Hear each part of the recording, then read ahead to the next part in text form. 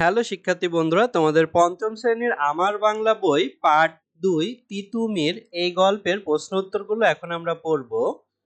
ক, তিতুমিরের জন্ম কত সালে? উত্তর, তিতুমিরের জন্ম 1782 সালে। তিনি হায়দারপুর গ্রামে জন্মগ্রহণ করেন। তার বংশের নাম সৈয়দ বংশ।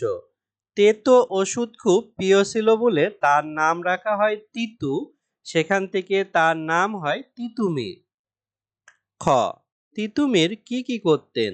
উত্তর, তিতুমির পড়তেন গ্রামের মাদ্রাসায়। তিনি ছোটবেলায় ডন কুস্তি করতেন, লাঠি খেলা করতেন, তীর ছোড়া শিখতেন, তরবারি চালানো শিখতেন। গ, ম্যাজিস্ট্রেট আলেকজান্ডারকে কেন পাঠানো হয়েছিল? উত্তর, তিতুমির স্বাধীনতার কথা বলেন, অন্যায়ের বিরুদ্ধে কথা বলেন, তিনি লড়াই করার কথা বলেন, কৃষকদের খাজনা দিতে নিষেধ করেন, তিনি ইংরেজদের দেশ থেকে তাড়াতে চান, বাঁশের কেল্লা বানিয়ে তরুণদের যুদ্ধের প্রশিক্ষণ দেয়া শুরু করেন। এসব কারণে তিতুমিরকে দমন করতে ম্যাজিস্ট্রেট আলেকজান্ডারকে পাঠানো হয়েছিল। ঘ, নীল চাষিরা কিভাবে তাদের উপর অত্যাচারের প্রতিবাদ করেছিলেন? উত্তর, নীল চাষিরা খাজনা দেয়া বন্ধ করে দেন, তারা সকলে প্রশিক্ষণ নেওয়া শুরু করেন, তারা তিতুমিরের ডাকে সাড়া দেন, তারা নিজেদের দেশ ও জমির অধিকারের কথা শুনে প্রতিবাদী হয়ে ওঠেন। তিতুমিরের বাঁশের কেল্লায় যুদ্ধের প্রশিক্ষণ নেন, এরপর ইংরেজদের বিরুদ্ধে লড়াই শুরু করেন। এভাবে অস্ত্র ধারণ করে নীল চাষিরা তাদের উপর অত্যাচারের প্রতিবাদ করেন।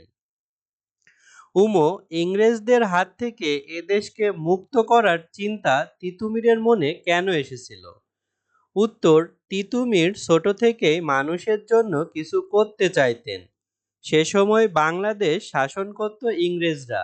তারা এদেশের মানুষের টাকায় ধনী হতে চাইত। অন্যদিকে জমিদাররাও কৃষকদের উপর অত্যাচার চালাতো।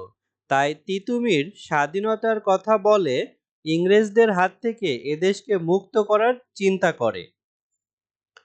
চ, দেশের কল্যাণের জন্য তুমি কি করতে চাও তা লেখো।